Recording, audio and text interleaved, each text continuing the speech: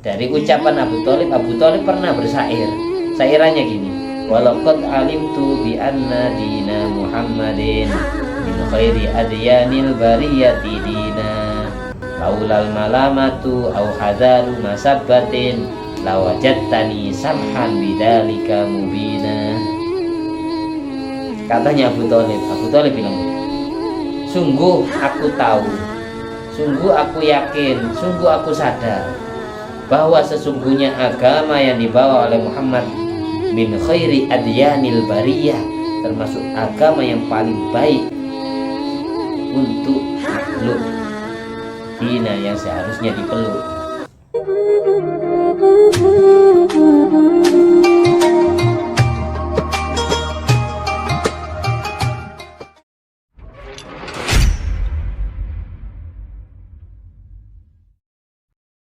Assalamualaikum warahmatullahi wabarakatuh. Alhamdulillahirabbil alamin alladzi bi ni'mati tatimmus sholihat wa bi dzikri sholahi tatanazzalu rahmat wal barakat. Wassalatu wassalamu ala sayyidis sadat sayyidina maulana Muhammadin qutbil qadat wa ala alihi wa ashabil anjumi zahirat amma ba'du. Allahumma sholli ala sayyidina Muhammadin wa ala ali sayyidina Muhammad ma'danil judi wal karam ma'bail ilmi wal hilmi wal hikam wa barik wa salim. Sebelum kita awali pembacaan kitab tafsir Jalalain, melanjutkan surat Wadduha yang masih belum tuntas, kita awali pertemuan ini dengan pembacaan Ummul Quran biniyati liridha ilahi ta'ala di syafaati Nabi Muhammad SAW jami'i abai ikhwan minal anbiya wal muslimin jami'ali kulin wa sahaba wa qarabah wa tabi'in wa tabi'in misalnya medin jami'il malaikatil muqarrabin radhiyallahu salatu wassalamu alaihi wa majma'in jami' matal arba'atil mujahidin wal qurra wal hufat wal mufassirin wal ulama'il amilin wa syuhada'i wa salihin wa sadat sumkal lidin yamil fuqaha al muhaddin jama'ul yalkuna jama'in wa la khususan ila ruhi Jalaluddin Muhammad bin Ahmad al-Mahli Jalaluddin Abdurrahman bin Abu Bakar as-Suyuti Ibrahim bin Muhammad bin Abi Syarif Muhammad Jarullah bin Abdul Aziz bin Fahad Abdurrahman bin Abdul Qadir bin Fahad Ahmad bin Muhammad al-Fasha Hasan al-Ajmi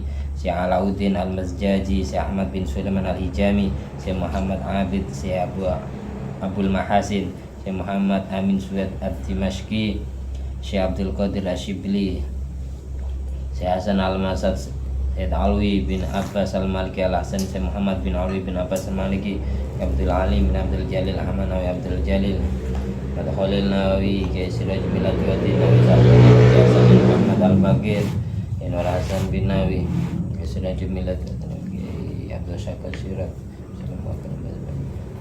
Jami' Auliya Tis'ah Sunan Kersi Sunan Ampel Sunan Giri Sunan Bonang Sunan Taraja Sunan Kudus Sunan Gunung Jati Sunan Kalijogo Sunan Muria Habib Husain Bakar Abdul Walid Solar Batang Habib Hasan Muhammad Adat Mabriu Haji Abdul Qadir Khalil bin Abdullah di Bangkalan Saya Muhammad Nabi bin Umar Al-Jawal Badini Saya Salim bin Sumir Al-Hadrami Saya Muhammad Yasin bin Isa Al-Bari Habib Salih bin Husain Al-Hamid Abdul Jabbar Abdul Qadir Muhammad Buki Abdul Sari Alwi Kapten Manusyukur Ya Mazal Masari Ke Musin Al-Mampur Ke Anwar Nur Suli Mawfuri Mazwajim Diratim Najmain Jami Walidaina. Nama kedua orang tua kita, mbah-mbahnya sebut.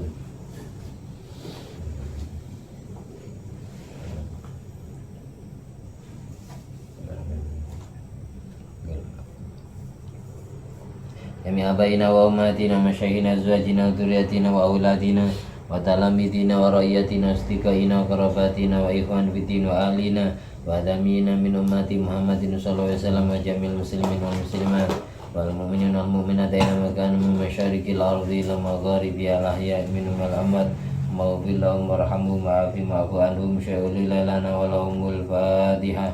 A'udzu billahi minasyaitonir rajim. Bismillahirrahmanirrahim. Alhamdulillahirabbil alamin arrahmanir rahim maliki yaumiddin. Iyyaka na'budu wa iyyaka nasta'in ihdinas siratal mustaqim siratal ladzina an'amta 'alaihim ghairil maghdubi 'alaihim waladdallin. Amin. Mari baca surat Wadduha bersama-sama. A'udzu billahi minasyaitonir rajim. Bismillahirrahmanirrahim. Wadduha wal laili idza saja ma wadda'aka rabbuka wa ma qala وللآخرة خير لك من الأولى ولسوف يعطيك ربك فترضى ألم يجدك يتيما فآوى ووجدك ضالا فهدى ووجدك عائلا فأغنى فأما اليتيم فلا تقهر وأما السائل فلا تنهر وأما بنعمة ربك فحدث. Bismillahirrahmanirrahim. Wadduha, demi waktu pagi, waktu awal pagi. Wallaili, demi waktu malam, idza saja ketika malam sudah menutupi siang, ketika malam sudah datang. Ma wadda'aka rabbuka, Tuhanmu tidak pernah meninggalkanmu ya Muhammad. Wa ma qala, dan Tuhanmu tidak pernah marah kepadamu. Walal akhiratu khairul laka minal ula, urusan akhirat bagimu lebih baik Muhammad daripada urusan dunia. Derajatmu di akhirat lebih tinggi daripada derajatmu di dunia. Wala sawfa yu'tika rabbuka fatarda, Allah Tuhanmu akan memberikan sebuah ato'an jazilan, anugerah besar, pemberian besar. Ada yang bilang ada syafaat uzma yang Allah izinkan untuk Nabi mensyafaati umatnya, menolong umatnya, fatardo, sehingga hatimu puas, hatimu ridho, hatimu rela. Karena Muhammad SAW pernah bilang, la ardo wawahidun min ummati finnar, aku tidak rela kalau satu saja umatku ada yang tersisa di neraka. Gara-gara diberi ato'an jazilan, fatardo, Nabi ridho hatinya, bisa mensyafaati umatnya, puas, lega, senang. Alam yajidka yatiman fa'awa, Tuhanmu telah mentakdirkan dirimu yatiman, dalam keadaan yatim. Itu sudah catatan takdir Allah. Kata-kata yatim ini bifakti abika, ditinggal wafat ayah andanya, yaitu Sayyid Abdullah bin Abdul Muttalib. Ketika ayahnya meninggal dunia, ada yang bilang meninggalnya qoblal wilada, sebelum Nabi lahir. Ada pula yang berpendapat ba'dal wilada, sesudah Nabi lahir. Ada dua versi. Ada yang bilang ayah Nabi wafat sebelum Nabi dilahirkan, masih dalam kandungan ibu. Ada yang bilang ayah Nabi wafat sesudah Nabi terlahir ke dunia. Setelah ayahnya Nabi wafat, otomatis Nabi statusnya yatim, yang sudah suratan takdir Allah. Karena di kitab-kitab sebelumnya kayak kitab Taurat, kitab Injil, kitab Zabur dijelaskan Nabi akhir zaman itu yatim. Berarti memang sudah jadi suratan takdir Allah.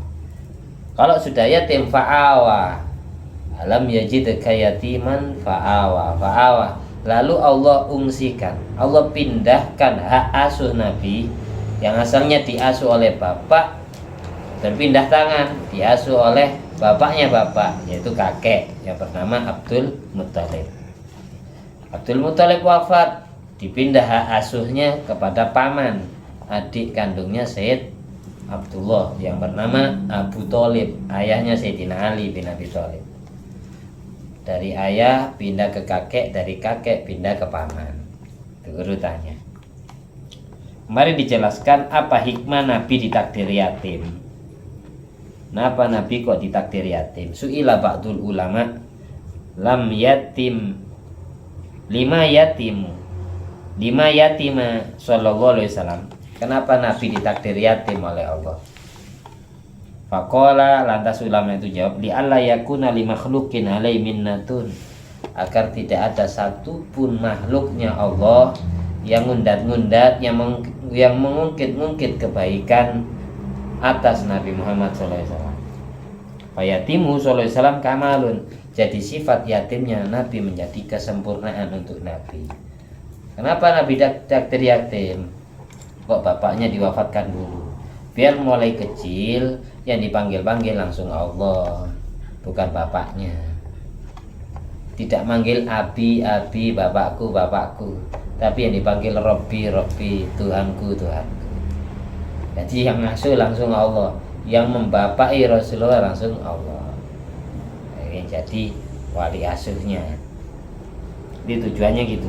Kalau seandainya ayah Nabi panjang umur hidup, sesudah Nabi dilantik menjadi Rasul, ayah Nabi masih hidup, namanya orang tua ke anak. Secara adab gimana ya? Orang tua mengakui kenabian anak. Orang tua wajib tunduk kepada anak, wajib tunduk kepada nabinya. Biar tidak terkesan seperti itu, orang tua jadi muridnya anak. Akhirnya ayahnya Nabi, ibunya Nabi diwafatkan terlebih dahulu sebelum Nabi Muhammad SAW dilantik menjadi Nabi di usia 40. Itu tujuannya. Biar tidak ada satupun makhluknya Allah yang mempunyai minnah, yang mempunyai hutang budi atas diri Nabi. Biar dibalas budinya oleh Nabi. Biar seperti itu. Mengenai ayah Nabi wafat, Nabi yatim. Kalau ikut pendapat yang mengatakan ayahnya Nabi meninggal sebelum Nabi lahir, itu ada dua pendapat. Yang dimaksud, kalau ikut pendapat yang menyatakan sebelum Nabi lahir ayah Nabi sudah meninggal, yang dimaksud adalah 2 bulan usia kandungan atau 2 bulan sebelum dilahirkan. Jadi ada dua versi. Kalau ikut pendapat yang mengatakan Nabi yatim sebelum lahir ke dunia, yang dimaksud adalah ketika dikandung oleh ibunya usia kandungan 2 bulan. Ada yang berpendapat 2 bulan sebelum terlahir ke dunia ayah Nabi meninggal, jadi yatim. Kayak gitu. Kalau ikut pendapat yang menyatakan Nabi yatimnya atau ayah Nabi wafatnya sesudah Nabi dilahirkan, yang dimaksud adalah ketika usianya Nabi, usia bayi bisyahrain. Ini pendapat yang kuat. Usianya Nabi masih 2 bulan, bayi usia 2 bulan. Di 1 bulan, 2 bulan. Ketika Nabi usia bayinya masih 2 bulan, ayah Nabi wafat, sudah yatim. Dan ibunya wafat kapan? Ibnu Arba'i Sinina, ketika usianya Rasulullah SAW usia 4 tahun. Usia 2 bulan ayahnya meninggal yatim. Usia 4 tahun ibunya meninggal yatim piatu, masih 4 tahun yatim piatu.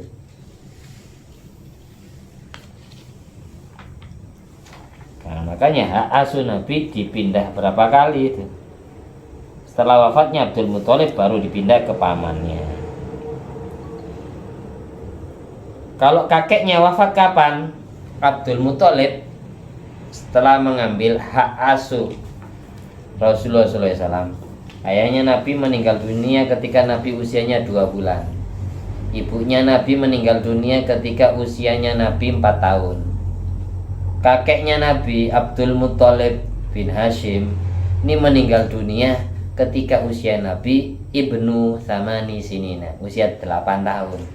Jadi usia 8 tahun Abdul Muthalib kakeknya meninggal dunia, lalu diambil asuh oleh Abu Thalib pamannya.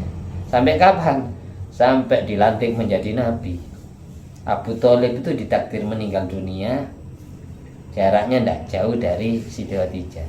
3 bulan sudah Siti Khadijah wafat, baru Abu Thalib meninggal dunia.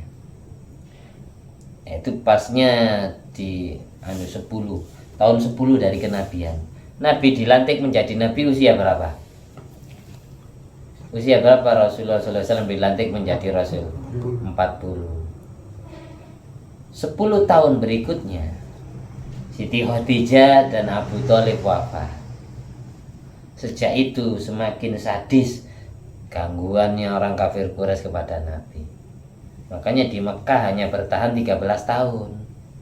10 tahun sesudah dilantik menjadi Rasul, Siti Khadijah wafat, Abu Thalib wafat. 3 bulan sesudah Siti Khadijah. Akhirnya tahun yang ke-13 tahun dakwah di Mekah, hanya puluhan orang yang masuk Islam, tidak sampai ratusan. Disuruh hijrah ke Madinah. Di Madinah 10 tahun, di Mekah 13 tahun. Di Mekah 13 tahun yang masuk Islam masih puluhan. Di Madinah hanya 10 tahun yang masuk Islam ribuan orang. Ya. Diperintah hijrah ke Madinah ketika usianya Nabi 53.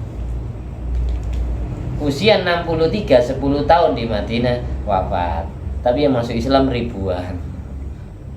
Itu susah payahnya dakwah.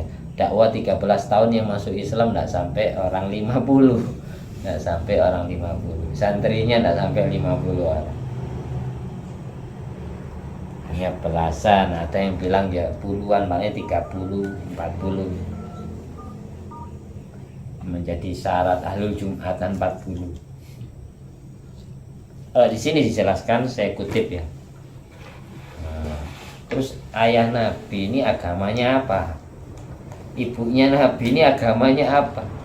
Abdul Muthalib agamanya apa? Ya agamanya Islam, karena nganut atau ngikut agamanya nenek moyangnya, yaitu Nabi Ibrahim, Nabi Ismail.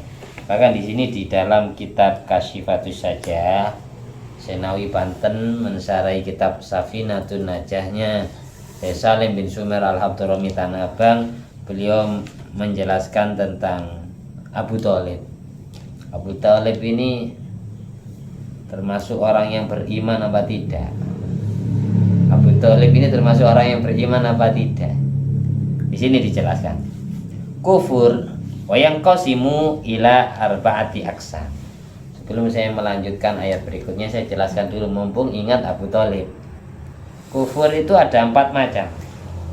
Ada istilahnya kufur ingkar, ada istilahnya kufur juhud, ada istilahnya kufur inat, ada istilahnya kufur nifaq. Sekarang kufur ingkar. Kufur ingkar adalah alla ya'rifallaha aslan wa la ya'tarifu bihi wa la ya'tarifa bihi. Kufur ingkar adalah orang kafir yang tidak kenal Allah sama sekali dan tidak mengakui kalau Allah sebagai Tuhannya. Kufur ingkar adalah orang kafir yang tidak kenal Allah sama sekali, yang tidak tahu Allah sama sekali, dan tidak mengakui Allah sebagai Tuhannya. Ini namanya kufur ingkar. Nomor 2, kufur juhud. Kufur juhud adalah ayya'rifallaha biqalbihi wa la yukirru bilisanihi. Ka kufri iblis wal yahud. Kufur juhud adalah orang kafir yang tahu Allah, secara hati tahu, tapi dia tidak mau mengakui secara lesan, secara mulut. Kalau hati percaya kalau ada Tuhan Allah, tahu kalau ada Tuhan Allah, tapi secara mulut tidak pernah baca kalimat syahadat. Seperti kufurnya iblis dan kufurnya orang Yahudi sebagaimana disebutkan di dalam Al-Quran, falamma ja'ahum ma'arafu kafaru bih. Ketika datang ilmu yang mereka ketahui, yang diketahui oleh orang Yahudi, tapi mereka masih tetap aja kufur kepada Allah. Mereka tahu kalau Tuhan mereka Allah, tapi mereka gengsi, tidak mau mengakui Allah sebagai Tuhannya secara mulut. Itu namanya kufur juhud. Dicontohkan kufurnya iblis sama kufurnya orang Yahudi. Makanya di Al-Quran tafsirannya Yahudi di surat Fatihah, ghairil maghdubi alaihim, orang yang dimusuhi Allah, orang yang dimarahi Allah, orang yang dimurkai Allah. Yang ketiga, kufur inat. Kufur inat ini ayya'rifallaha biqalbihi wa ya'tarifa bilisanihi wa la yadinuna bihi. Kufur inat adalah orang yang kenal Allah secara hati. Dia tahu kalau Tuhannya Allah. Secara hati, hatinya sadar kalau punya Tuhan Allah. Dan dia mengakui secara mulut, secara lesan dia mengakui kalau Tuhannya Allah. Tapi sayang wala yadinuna bihi, dia tidak mau memeluk agama Islam. Dia yakin kalau punya Tuhan Allah.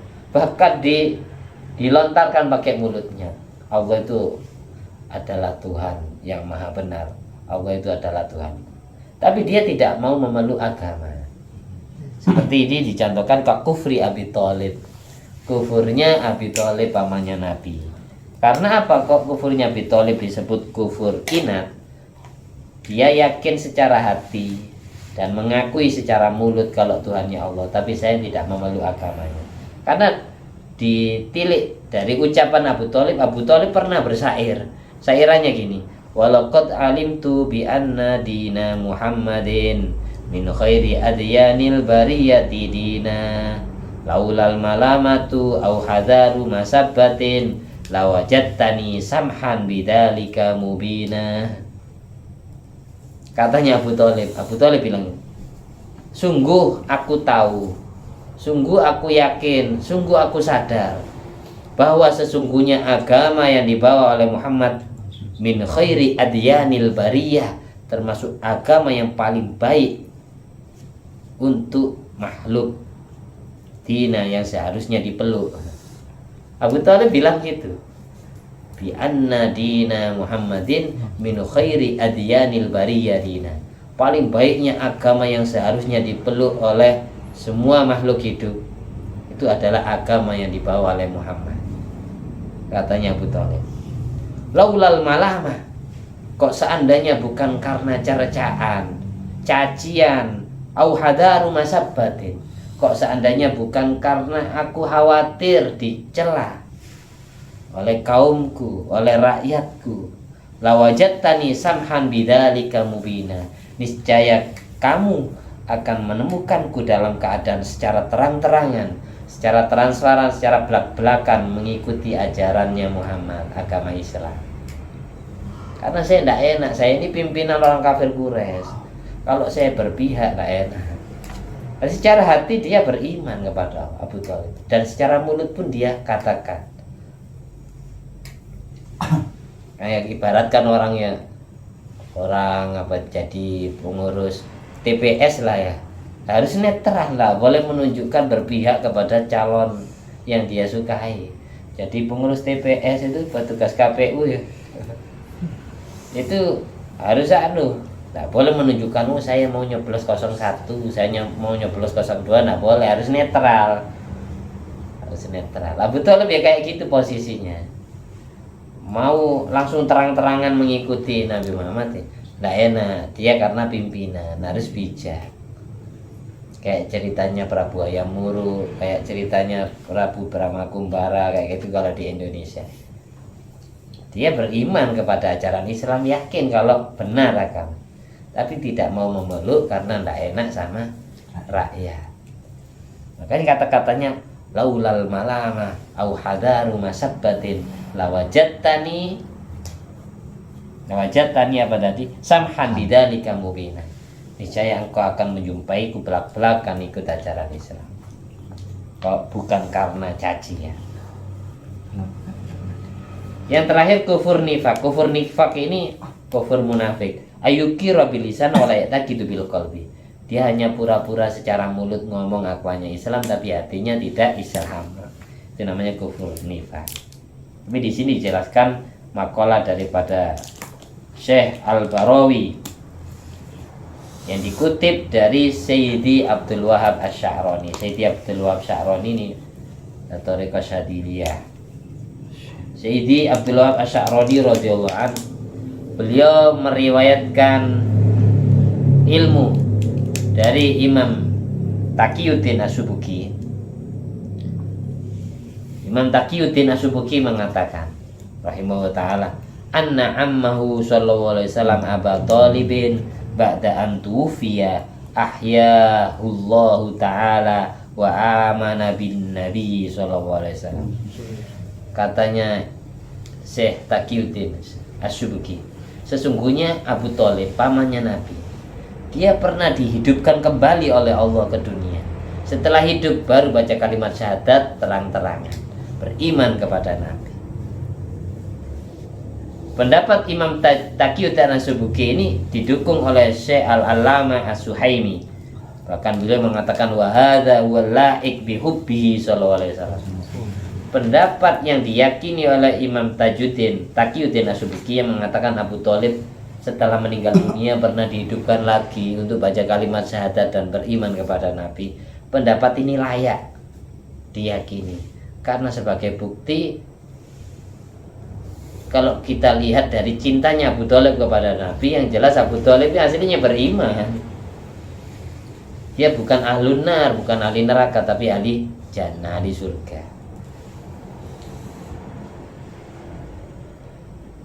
Walladzi a'taqidu wa alqallahu bihi. Inilah pendapat yang aku yakini. Allah mengangkat derajat Abu Thalib di surga, guys. Wa amma ihya'ullahi ta'ala abawaihi sallallahu alaihi wasallam falidukhul fi ummati wa in kana minan najin bi annahuma min ahli Islam. Kalau bapak ibu Nabi gimana? Tadi kita bahas pamannya Nabi. Kalau bapak ibunya Nabi gimana? Kalau bapak ibunya Nabi memang pernah Allah hidupkan kembali ke dunia, bukan untuk disuruh baca kalimat syahadat, tapi biar jadi umatnya Nabi. Valid dukhul fi ummatihi sallallahu alaihi wasallam. Tujuan Allah menghidupkan Said Abdullah bin Abdul Muthalib, tujuan Allah menghidupkan Siti Aminah binti Wahab, ini tujuannya bukan mereka berdua, kedua beliau disuruh baca kalimat syahadat. Tujuannya biar jadi umatnya Rasulullah SAW. Jadi sesudah Nabi dilantik menjadi Rasul di usia 40 tahun, ayah ibu Nabi pernah dibangkitkan dari alam kuburnya oleh Allah, dihidupkan. Setelah itu bukan baca kalimat syahadat, bukan, tapi biar jadi umatnya Rasulullah SAW. Karena apa? Di annahuma min ahli Islam, karena keduanya sudah beragama Islam, ikut ajaran Nabi Ismail dan Nabi Ibrahim. Agamanya sudah Islam, ngapain disuruh baca kalimat syahadat? Jelas ya. Itu mengenai ayah ibu Nabi dan pamannya Nabi. Baru kita lanjut ke tafsirnya. Dikit-dikit jadi satu pembahasan nih. Wa wajadaka dhallan fahada. Ini yang belum kita maknai. Wa wajada lan nemu sapa Allah ka ing sira Muhammad. Nemu sapa Rabbuka ka ing sira Muhammad dhallan hale kesasar, wong kang kesasar ama saing perkara anta kang utawi sira alaihi ku netepi ngatasima al-ana ing dalam saiki minasyariati bayane syariat. Fahada nuli nuduaken sapa Rabbuka, nuli maringi hidayah sapa Rabbuka, ai hadaka ilaiha, tegese nuduaken sapa Rabbuka ka ing sira ilaiha maring syariat. Allah pernah mentakdir Nabi dolan, tersesat dari syariat yang sekarang masih belum Nabi ketahui. Lalu Allah beri hidayah, Allah beri ilmu tentang syariat tersebut. Dulu Nabi tidak berilmu, lalu Allah kasih ilmu. Dulu Nabi karena mulai kecil tidak dididik oleh ayahnya, tidak ada yang menggurui Nabi, yang langsung menggurui langsung Allah. Makanya di sini ya, kalau di ayat Quran lain, wa innaka latulaqqal Qur'an min ladun hakimin mubin. Wa innaka latulaqqal Qur'ana min ladun hakimin mubin. Jadi yang ngajari Rasulullah Al-Quran bukan malaikat Jibril gurunya, bukan. Sebelum malaikat Jibril menyampaikan wahyu 2 ayat, 3 ayat, 5 ayat kepada Nabi, di dalam hati Nabi sudah full Al-Quran 30 juz. Buktinya dasarnya ayat tadi itu, wa innaka latulaqqal Qur'ana min ladun hakimin alim. Sudah alim, cuma disampaikan 5 ayat, 7 ayat sesuai kasus atau kejadian yang dihadapi Nabi bersama para sahabatnya selama dalam kurun waktu 23 tahun sampai wafatnya Nabi. Mulai dilantik menjadi Rasul usia 40, Al-Quran baru turun sampai wafat usia 63. Jadi turunnya Al-Quran 30 juz tuntas, terus dalam kurun waktu genapnya 23 tahun. Ini menurut tafsiran pertama. Banyak ulama yang mentafsirkan ini. Apa maksud ayat wajadaka dhallan? Tuhanmu menjumpaimu dalam keadaan dhallan, tersesat. Fahada, lalu Tuhan memberikan hidayah. Kalau ikut tafsiran dari Syekh Jalaluddin Asyuyuti, dulu Nabi tidak tahu syariatnya. lalu diajari langsung oleh Allah tentang syariatnya. Yang dimaksud tersesat di situ bukan ajarannya tidak benar, bukan. Nabi masih belum dapat ilmu tentang syariat Islam, baru dikasih ilmu fahada. Jadi jangan salah menerjemahkan, mengartikan. Bukan Nabi tersesat gitu, bukan. Ajarannya sesat, bukan. Jadi nerjemah itu maksudnya dolan, Nabi masih belum tahu persis syariat, baru diajari oleh Allah, baru fahada, baru paham, dapat hidayah, dapat petunjuk. Itu tafsiran pertama. Tafsiran yang kedua, yang dimaksud wawajadaka dhalan fahada adalah ad-dhalala bima'nal ghaflah. Yang dimaksud tersesat adalah bermakna lupa. Nabi itu pernah lupa, sebagaimana di dalam ayat Quran, wa in kunta min qabli laminal ghafilin. Yang dimaksud dolan di situ, engkau asalnya dolan, lupa, lalu Allah ingatkan fahada. Ya, Nabi itu karena manusia ya wajar, dia pernah lupa juga. Buktinya ayat Quran, wa in kunta min qablihi laminal ghafilin. Engkau sebelum itu adalah orang yang lupa. Jadi dolan bermakna lupa. Fahada lalu diingatkan oleh Allah. Tafsiran yang kedua, yang dimaksud dolan fahada, Nabi dulu tersesat di jalan anil hijrah saat hijrah dari Mekah ke Madinah. Ini kan tidak tahu jalan menuju Madinah. Lalu fahadaka, lalu Allah beri petunjuk jalan yang benar menuju kota Madinah. Ada yang mentafsirkan gitu, ulama tafsir. Jadi maksud dolan di situ Nabi tersesat di jalan menuju Madinah dari Mekah ke Madinah, lalu dikasih tahu jalan yang benar oleh Allah. Bukan tersesat ajarannya, bukan.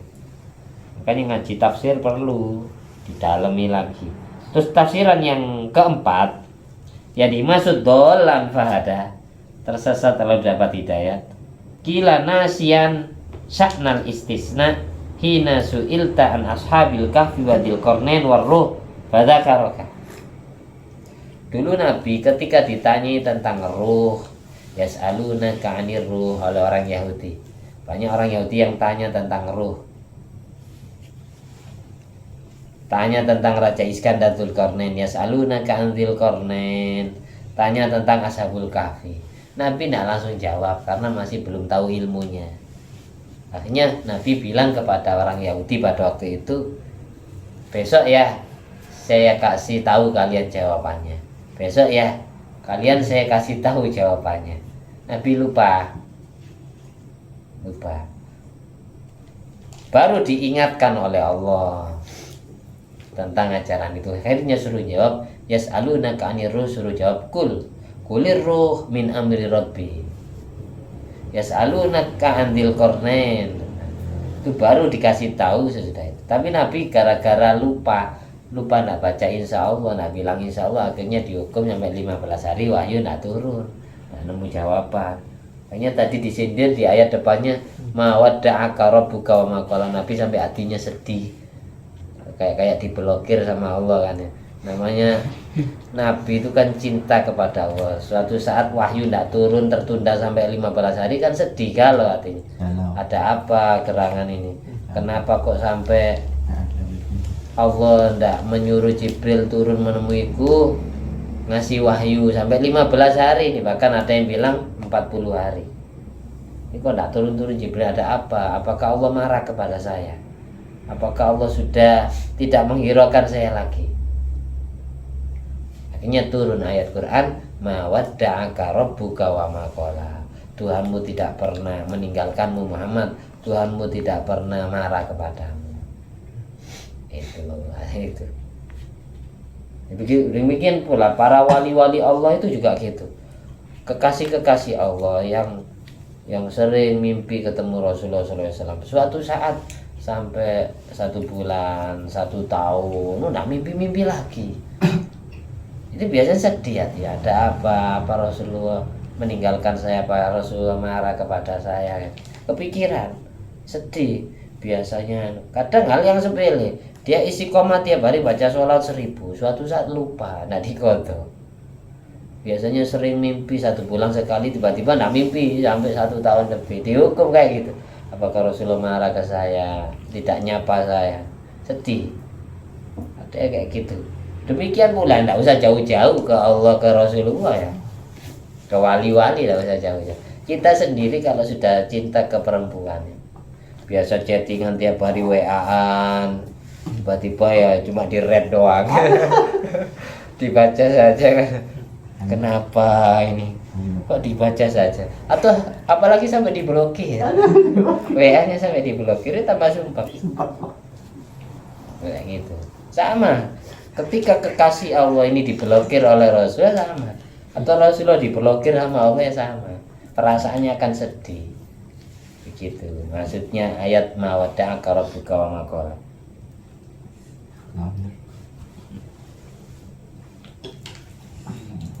Tafsiran yang kelima, ada yang bilang yang dimaksud dolan fada adalah wajadaka thaliban lil qiblah fadaka ilaiha. Dulu pernah kan umat Islam itu menghadap ke kiblat Ka'bah, lalu diperintah menghadap ke Baitul Maqdis, ke Palestina, menghadap ke Masjidil Aqsa, bukan ke Masjidil Haram lagi. Terus Nabi itu berharap agar diperintahkan wahyu turun, disuruh pindah lagi. Qad nara taqalluba wajhika fis sama. Aku sudah melihatmu, wajahmu sering ditengadahkan ke atas lain, karena ingin mengharap ada wahyu turun, disuruh pindah kiblat lagi. Wali wajhaka syatrul Masjidil Haram, baru suruh pindah kiblat lagi. Dulu pernah ngadepnya bukan ke Ka'bah, bukan, tapi ke Palestina yang sekarang perang itu. Pernah orang Islam sholatnya ngadep ke sana. Makanya di Madinah itu ada istilah masjid kiblatain, masjid 2 kiblat. Saya pernah di situ. Masjid 2 kiblat itu ya perintah perpindahan kiblat pas sholat. Akhirnya pada waktu itu sahabat itu berbalik arah, ya drastis ya. Kayak ibaratkan dari yang asalnya barat ke timur kayak gitu. Putar arah. Makanya masjid itu sekarang diberi nama Masjid Kiblatain, Masjid 2 kiblat. Nah, dulu Nabi mencari arah kiblat yang benar. Fahadaka, lalu Allah beri petunjuk kiblat yang paling benar, yaitu Ka'bah. Qad nara taqalluba wajhika fis sama al-ayat. Jadi dolal di situ, tersesat itu maksudnya adalah bermakna bimakna tolab wal hubbi, bermakna mencari dan cinta. Kiblat yang paling Nabi cintai adalah Ka'bah, bukan Baitul Maqdis. Nabi mencari kiblat yang beliau cintai. Dolan di situ bermakna cinta, bermakna mencari. Allah temukan dirimu dalam keadaan mencari kiblat. Bahada, lalu diberi petunjuk kiblatnya yang benar. Innaka lafi dhalalikal qadim, sesungguhnya engkau di dalam cinta yang lama. Makanya ada ayat Quran ya, ayat Quran yang berbunyi innaka lafi dhalalikal qadim. Di situ dhalal bukan makna tersesat, tapi bermakna mahabbatika, cintamu. Innaka, sesungguhnya dirimu Muhammad, lafi dhalalikal qadim, niscaya di dalam cinta yang lama, cinta yang dulu, cinta lama. Jadi dhalal di situ bermakna mahabbah, cinta, bukan bermakna tersesat. Yang kelima. Terus kita lanjut lagi. Dan kita tutup dulu ya. Kita lanjut. Nah ini mudah-mudahan bermanfaat. Amin. Al-Fatihah. Bismillahirrahmanirrahim. Alhamdulillahirabbil alamin arrahmanir rahim.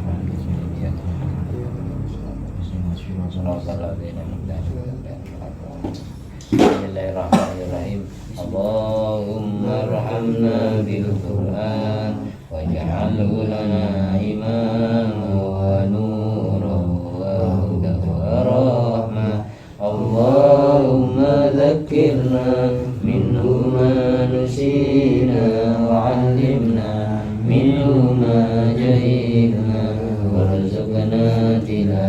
رحمته آناء الليل وأطراف النهار واجعله لنا حجة يا رب العالمين اللهم صل على سيدنا محمد وعلى آل سيدنا محمد الحمد لله الذي أطعمني هذا العلم ورزقني من غير حول مني ولا قوة اللهم صل على سيدنا محمد وعلى آل سيدنا محمد بفضل سبحان ربك رب العزة عما يصفون وسلام على المرسلين والحمد لله رب العالمين